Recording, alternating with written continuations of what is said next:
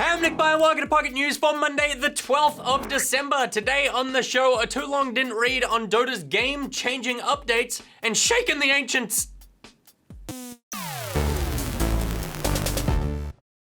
Alright, here is what made headlines over the weekend, and first up, I need to start with Dota 2 because there have been giant changes, and change is scary. Overnight, Valve rolled out patch 7.00, the first full number update since 2005 when version 6 of the mod was unveiled. There's so much in these patch notes, and I won't go over everything and bore all you non-Dota players. But if it's any indication, the best Dota player in the world tweeted, "I guess it's time to switch to Overwatch if it's not too late. GG." It was presumably a joke, but it does perfectly capture the fear in everybody's hearts right now. Here is a too long didn't read of pretty much all the stuff in the patch notes going from the most scary down to the least scary. Dota 7.0 has adopted talent trees, which give every hero unique buffs to select from at the 10, 15, 20, and 25 level marks. These should allow heroes to become more versatile against opponents who've traditionally outmatched them, or boost particular stats so they can focus on a different item build. It's definitely the biggest change to gameplay in over a decade. It has really strong similarities to the Heroes of the Storm leveling system, and I am super keen to see how this evolves. The update also makes leveling up a lot faster to ensure that even supports have a decent chance of hitting these talent milestones in a standard game. In the same vein, they've tweaked penalties and bonuses and buffed the crap out of some heroes in what can only be an effort to counterbalance the talents. What may seem overpowered though might be just right. If anyone can balance this, it's Ice Frog, but we are just gonna have to sit back and see how the meta shakes out over the next days, weeks, months, hopefully not years. Also, we've got a new hero. The Monkey King was announced months ago, and he's been released alongside 7.0 talents at the ready. He seems like another in-your-face carry who's gonna get picked every frickin' game. One of his abilities is disguising himself as his surroundings. Don't trust the trees, don't trust your courier, he gon' get you.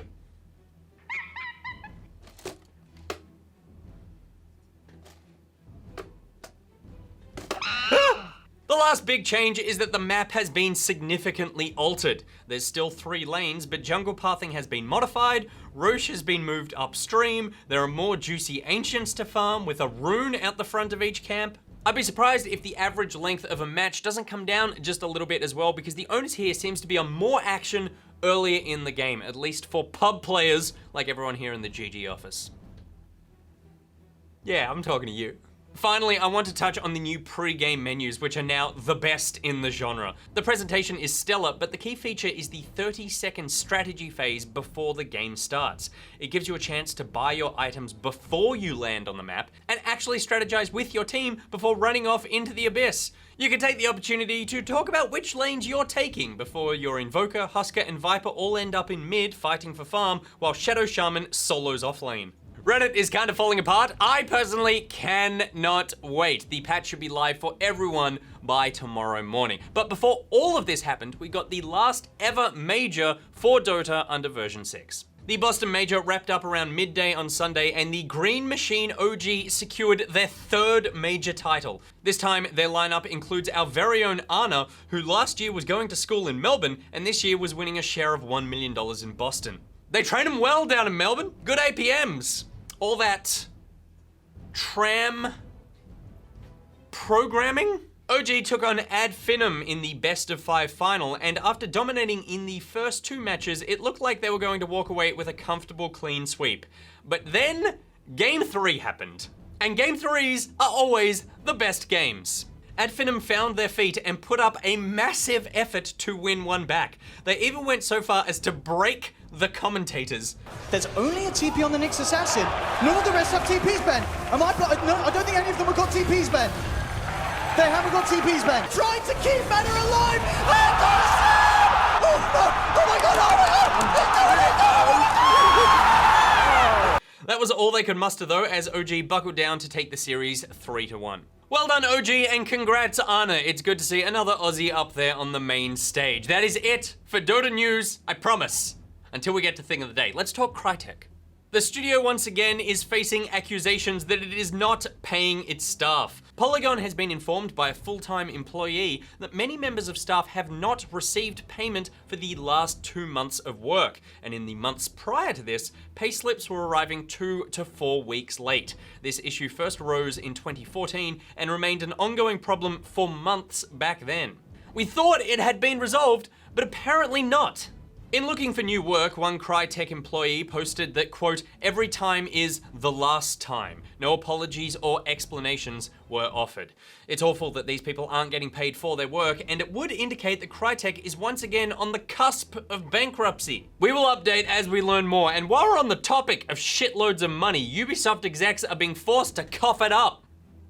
Literally. Yeah. I'd watch that. The 5 Ubisoft executives who were accused of insider trading were found guilty of the offense by French regulators. The case dates back to 2013 and to the delay of the original Watch Dogs, which saw Ubisoft shares plummet in price. The execs sold shares in the lead up to the delay announcement, which regulators determined to be an obvious violation of trade regulations. And a pretty shitty thing to do. I'm talking about releasing Watch Dogs. They have been fined 1.2 million euros, with CEO of Ubisoft Montreal, Yannis Mallat, making up the bulk of that figure with an individual fine of 700,000 euros. The company will be appealing the decision and claim that regulators don't understand how making games is done. You simply must break federal laws to get it done. There's no two ways about it. Moving on, and Star Wars Battlefront 2 is going to get a single-player campaign. It's an obvious inclusion for next year's sequel, but DICE has finally stated that it will be a feature. Eurogamer has reported that a campaign is, quote, locked in after speaking with DICE producer Paul Kesslin. Thank you, and we will take some depth with that campaign as well. All right, now it is time for Thing of the Day with Pocket Team Choice Award titles number 5 from Callum Selms. I have a reminder here about which one he made. Sick dubstep, drop short catchy jingle, fully sick drop the bass stuff.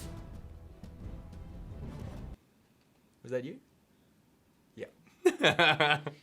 That's why Pete shoots me with all the pixels he can find. Pete, zoom in and show me off.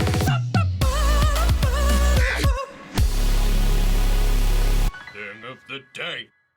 This cheeky Earthshaker play in Game 3 of the Dota 2 Boston Major Finals. So cheeky. Much armor on that agent. 15 armor. Is he going for it? No, he's not. He is. No, he's not. He is going no, for he's it. Not. He's not. Oh, no. Oh my God. Oh my God. He's doing it. My God, what a game. I can't believe it. That's why Pete shoots me with all the pixels he can find. Pete, zoom in and show me off.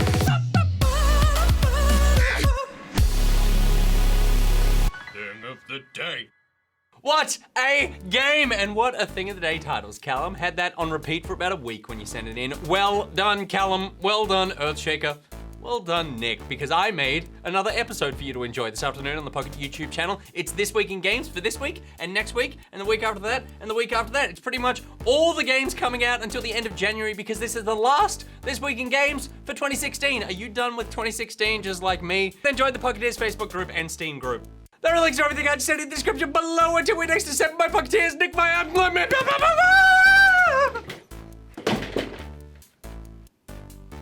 No TPs, Ben. They have no TPs, Ben.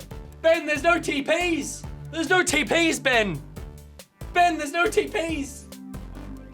They have no TPs, Ben. How do you feel about the Ask Pocket hashtag being used by a nude model or maybe porn star called Pocket Sins? Sith Cat does indeed bring an excellent point to my attention. The Ask Pocket hashtag has indeed been co-opted. Unfortunately, because of my enormous fan base, and also because I'm sure there is 100% overlap between viewers of both me and Pocket Sins, given our striking similarities, I cannot discern which questions are meant for me and which are meant for said camgirl. So instead, I will choose questions at random and hope that they were indeed meant for me. Our next question comes in from Mr. Jinx. Besides working with Kisser Sins and Johnny Sins, what other porn stars would you like to work with?